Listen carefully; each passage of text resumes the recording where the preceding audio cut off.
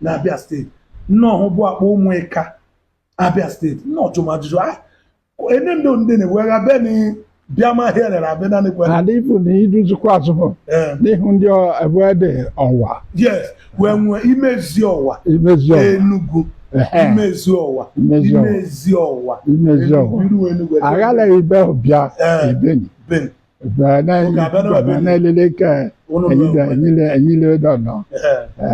So imezi Owa onwe ben ruzi ndi okonsoka wonde no ho bo akpo abo. And yes, even we like that. Take for instance, Ancient Nri. That's where this palaces are journeying.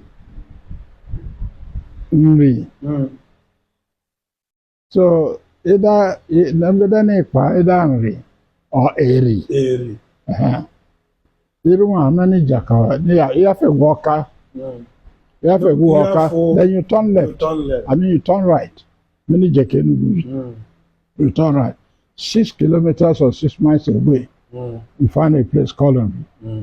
I met several times. Okay. About the founder of this dynasty, this kingship, Igbo. Wow. And because that movement touched the wash. Okay. That movement touched the Igbos. That movement crossed across to Ibida. So they continue like that. And we're a strong root in Igbo land. You see? Wow. Wow. So more than time I need.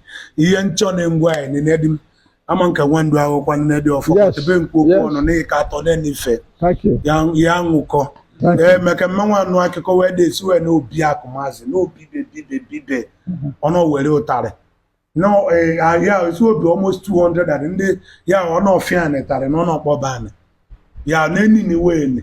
Ya ne ka nwa akeko we ho Bible we say the one man Dokpa, and then say you want to kpọba but you na-ekwu ne katone n'ife katone no doda ye make sir ye make ndị chief onye na nzere time unu ye anye ka kpagweta na will come back my coming back ka call homa maka ye ndị chọ mbịa nwe ka bịa ọzọ ndị egwu ndị tegwu anị na ndị agba egwu otu egwu nka rio ndị otu no sponsor I can set it as a carnival here. Okay. Then who can showcase our cultural yes to the world.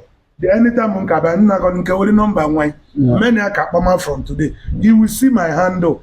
No, when you met there because here me wanna fight it to make sure that in chat no the World One because you are no coco man. War for fair. Don't make Obi Agusa. Thank you. Obi Agusa. Thank you.